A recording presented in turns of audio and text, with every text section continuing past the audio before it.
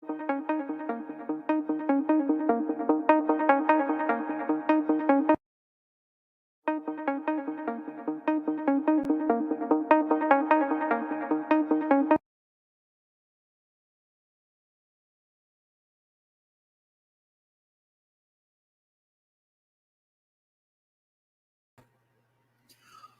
hi everyone. I have calmed down a little bit since my last video. Anyway, I hope that you're all well and having a great day. I'm fine, just about, despite Arsenal's best efforts. But yeah, thanks for coming to watch my video, and thanks for all the people that have subscribed to my channel so far. And please remember, everyone, please subscribe to my channel if you haven't done it already. And please make sure that you share the video around with anyone you think might be interested in seeing it.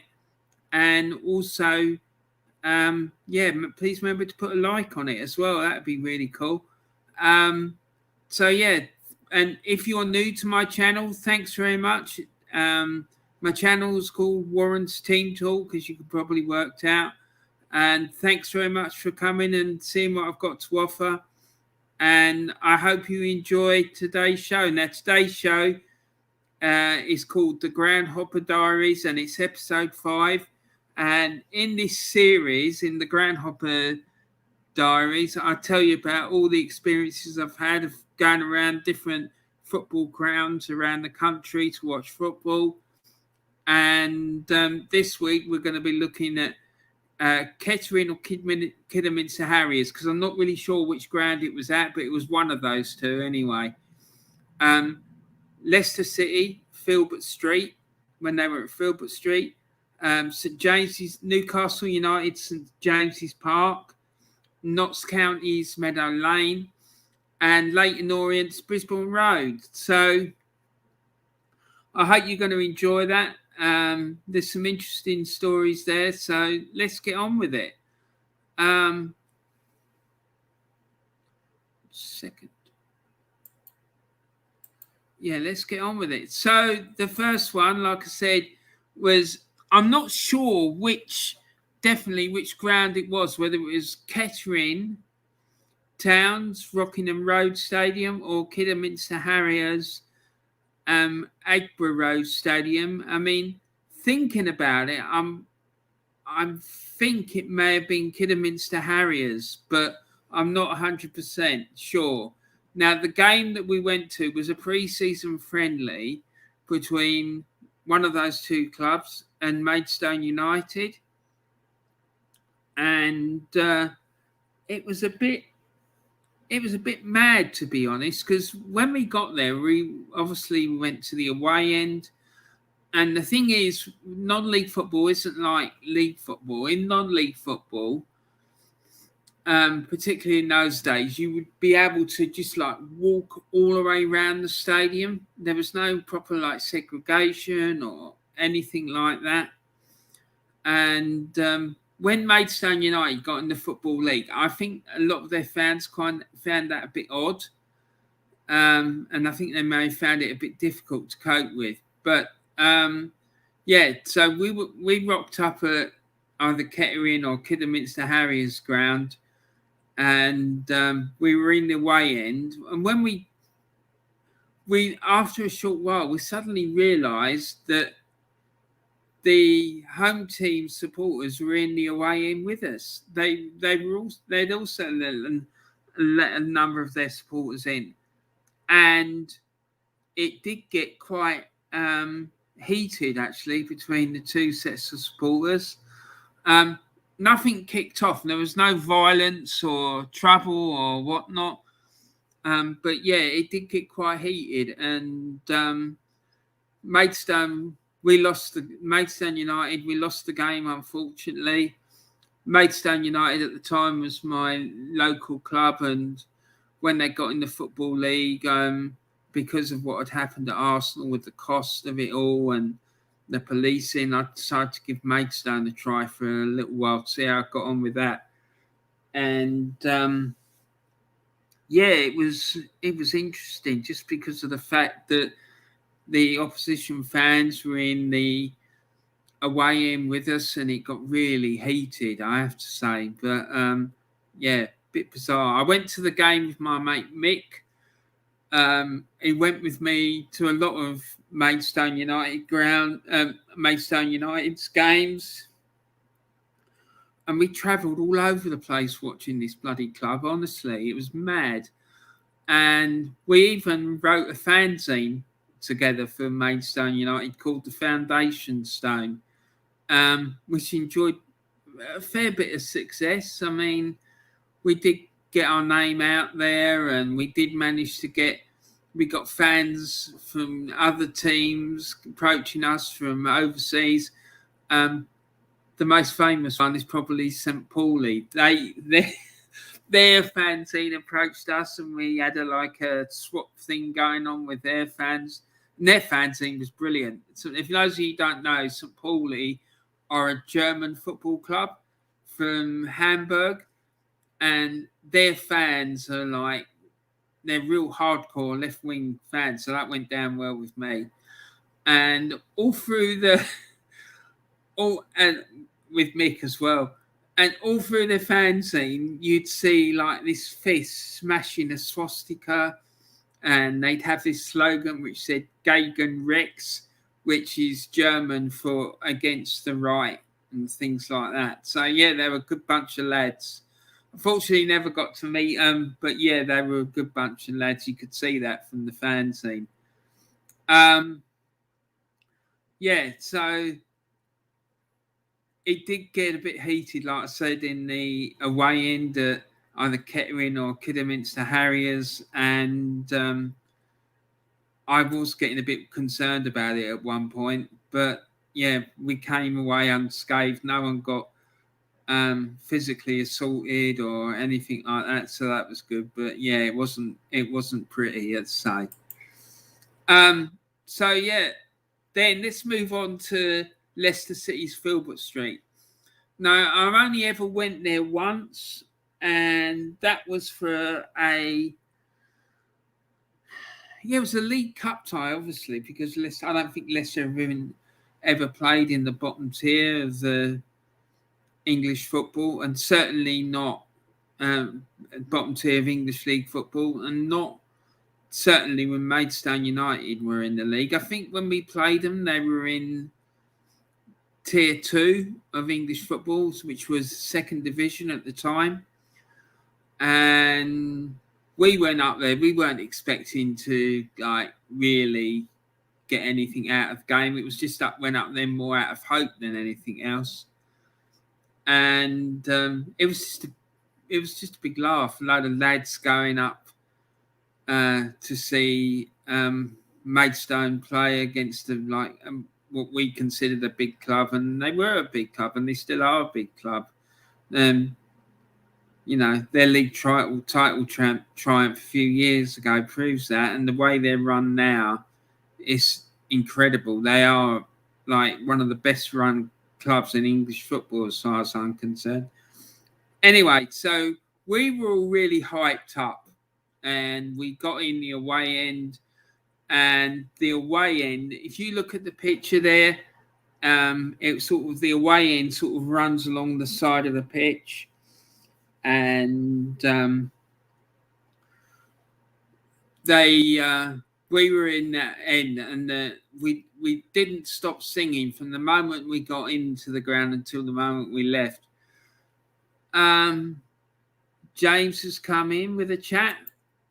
Hi again, Warren. Hi, James. How are you? Are you all right? I hope you got over my rant just now. Yeah, so like I said, when we got into the ground, we were all really, really hyped up. And we didn't stop singing from the moment we got in there and until the moment we left. And we were so excited and really pumped for it. And I remember one of my mates who didn't go to the game, he was listening to the game on the radio, and he said he could hear us on the radio. The commentator was having trouble. He was listening to it on Radio Kent, the commentator was having trouble like getting himself heard over the noise we were making, and something happened in this game that I've never ever seen happen before or since. Like partway through the game, like one of the Maidstone players actually came over and applauded us. And I we loved that. Absolutely loved it. He actually come over and like applauded us and was saying, thanks very much, guys. Because like the fans that night were absolutely fantastic. They were so loud. And didn't matter that we got thumped 3-0. The fans just kept on singing and singing and singing, and we just didn't stop all night. It was absolutely superb, and I'm so proud of that night. Not because of the fact that they played a team maybe 2 leagues above them and like kept the score down to 3 or anything like that.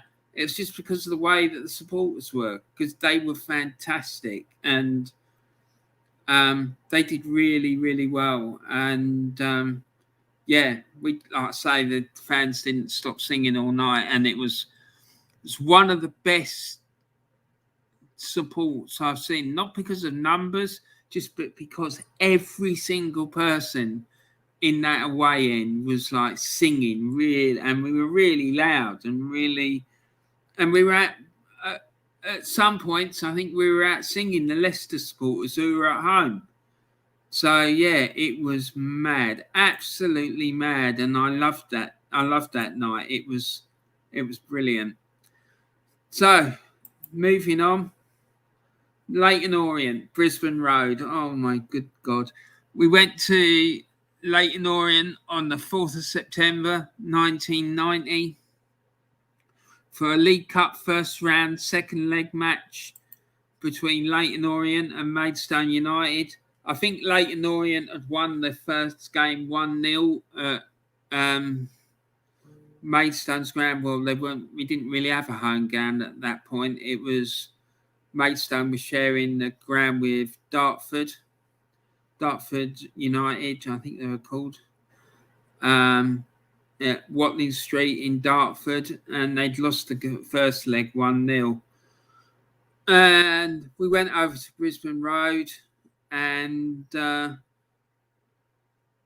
as we did everywhere we went, me and my mate, we got this huge 6-foot-by-3 Kent flag, the flag of the Kent.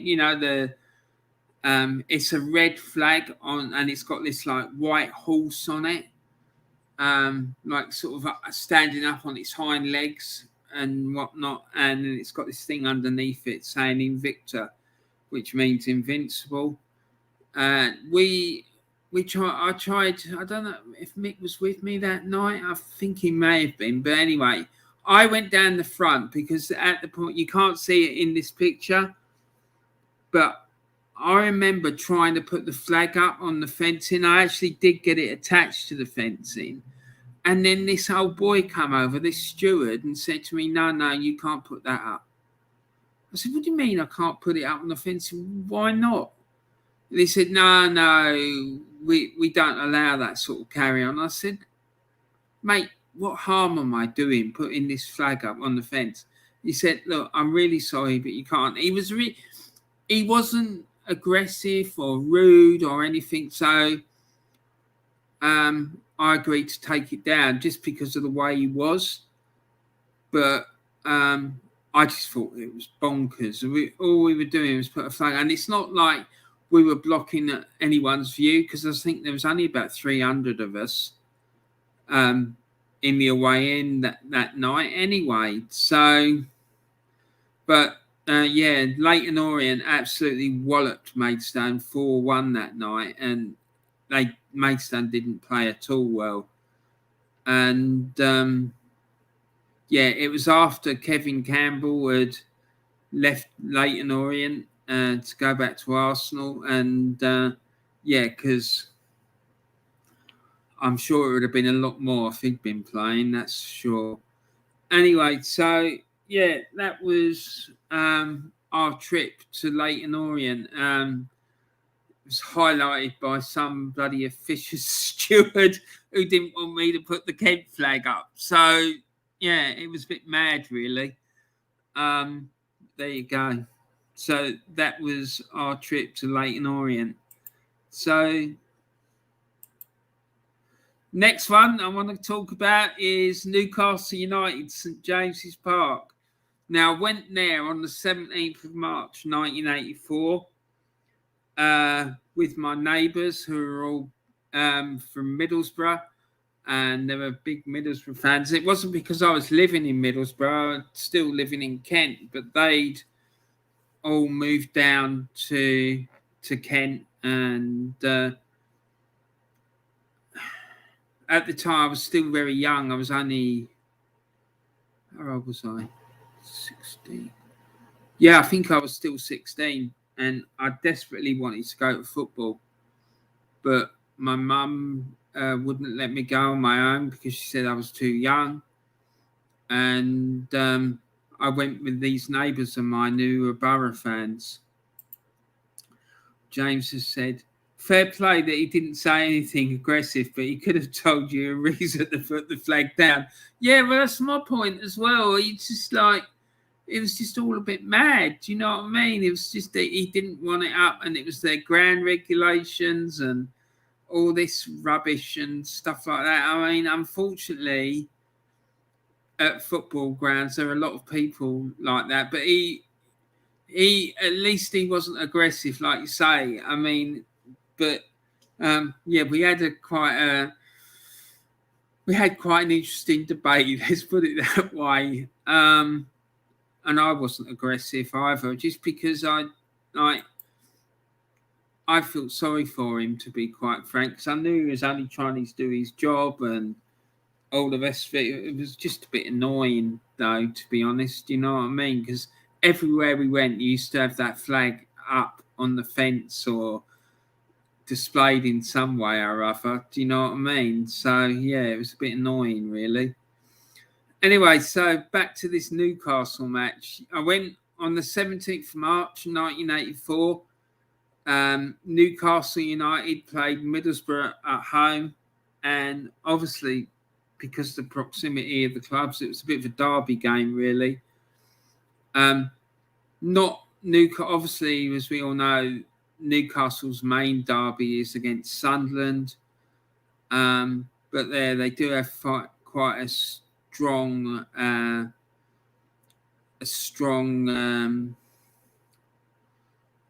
rivalry, let's say, with Middlesbrough, and we were all in the away end, and that's not St James's Park, that's Hartlepool United. Oh well, never mind. Warren, oh my God, unbelievable. Sorry, guys, I'm sorry. Anyway, but this is about St James's Park. It's not about Hartlepool United. I don't like the away end at Newcastle, says James. The one they have now. I've never been there, but I can imagine the amount of stairs you have to walk up to the stand. Mate, when we went, it wasn't right high up in the gods like I understand it is now. We just went in. It was just like any other normal ground. You just went in and went and found your seat and so on and so forth. Or went and stood on the terrace, which it was when we went. And the away end was packed because obviously it was a local derby, well, sort of local derby. And I'd say there was a good several thousand fans from Middlesbrough in the away end. And I remember being in there and I was chatting with my neighbours and friends as they were about the game. And they had this Borough fan who was sitting in front of me, heard my accent. He asked me, "Are you a Chelsea fan, mate?"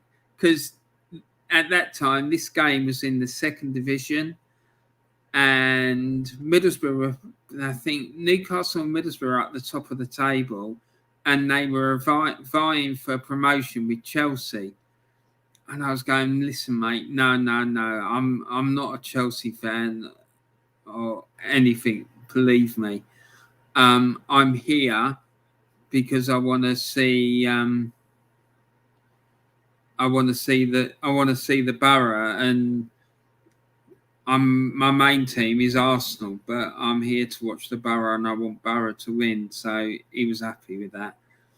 But yeah, and I remember, I think Newcastle took the lead, then Middlesbrough equalised, and then Newcastle went 2-1 up. And gee whiz, when they went 2-1 up, the place just went absolutely berserk. The crowd, it was like three, apart from the area we were in, like 3 corners of the ground just all erupted and started singing all at once. It was madhouse.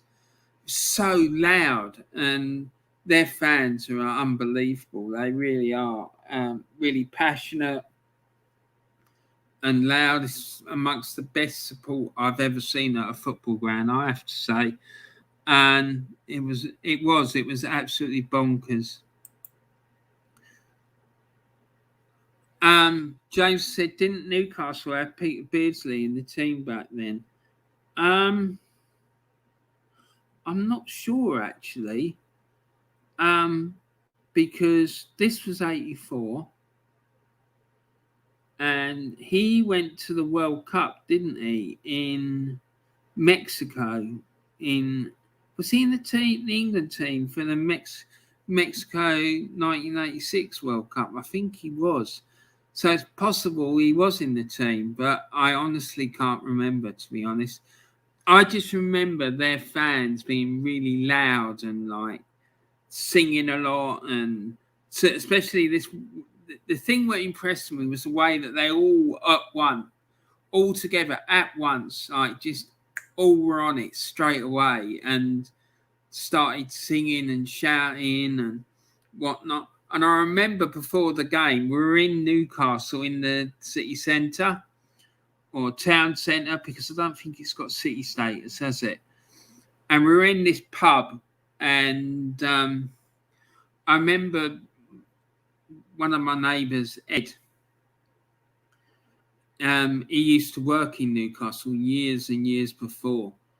And this lad that he knew from Newcastle, we'd gone in there to see him. And I remember him saying to me, come on, son, come and sit down and watch the King. And he was talking about Kevin Keegan. They had this thing about Kevin Keegan on TV. I think it might have been Football Focus that he was watching, but he was going on about Kevin Keegan, that's for sure. So, yeah, it was a great day, great trip, and I loved going to Newcastle United, St James's Park, and listening to their supporters. It was crazy, absolutely crazy. So, moving on. Next one is Notts County's Meadow Lane. Oh dear, yeah, that was an exciting one. Now, this was in February 1984, so before the trip to St James's Park. And that season, Middlesbrough had knocked Arsenal out in the third round, and the game that I'd been to at Ayresome Park, Middlesbrough's Ayresome Park. This was before they moved to the Riverside Stadium. And then in the fourth round, they beat Bournemouth at home 2-0 to get to the fifth round. And I went to that game at Ayresome Park when they beat Bournemouth 2-0, and the place was packed to the rafters. And they were like really, really vociferous in their support. And they won the game 2-0. And then in the fifth round, they had an away trip they got drawn away to Notts County, and they had the whole away end. Now you can see the away end in that picture. It's like quite a big open terrace, and there's a huge floodlight pylon in the corner. You can see it there in the corner of the picture. And like I say, the weigh-in was packed with Borough fans. I God knows how many of them were there, but there were thousands and thousands of them. And I remember, I remember this game, right? Because Borough didn't play particularly well, but neither did Notts County. And Notts County got a lucky goal and won the game 1-0. But I remember partway through the game, this Borough fan jumped up and he started climbing up the floodlight pylon, and he got about halfway up, and then he decided to drop his trousers and pull a moon. So there he was, halfway up a floodlight pylon and bearing his arse to all and sundry, and then he realised that he couldn't get his trousers back up again. And so he had to climb all the way back down again with his trousers down. It was absolutely hilarious. It's one of the funniest things I think I've ever seen. It was mad. Absolutely crazy.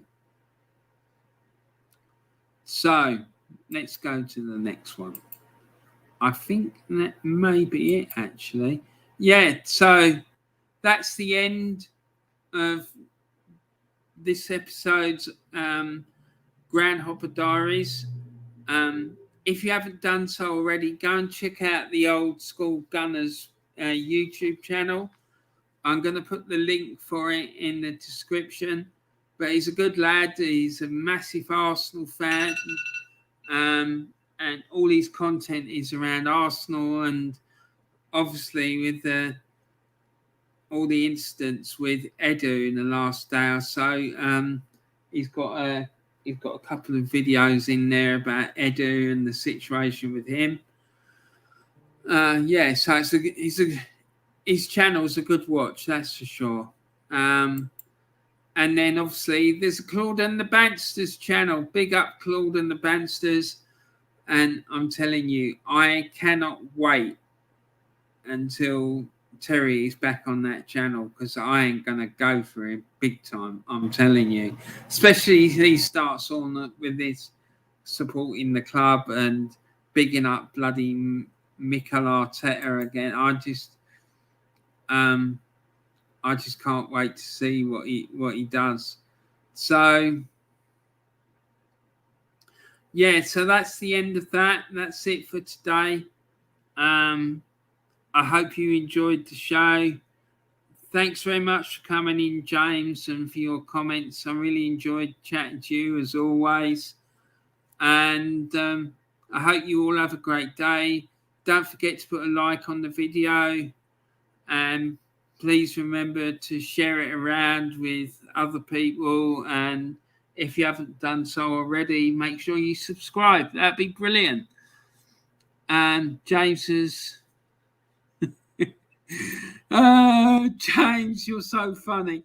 I'll do a sanity check when Terry returns. Laugh out loud. Cheers, Ron. Keep up the good work with the channel, mate, and see you soon. Thanks a lot, James. You take care, buddy. And likewise, hopefully I'll see you soon. Cheers. Thanks a lot. Bye.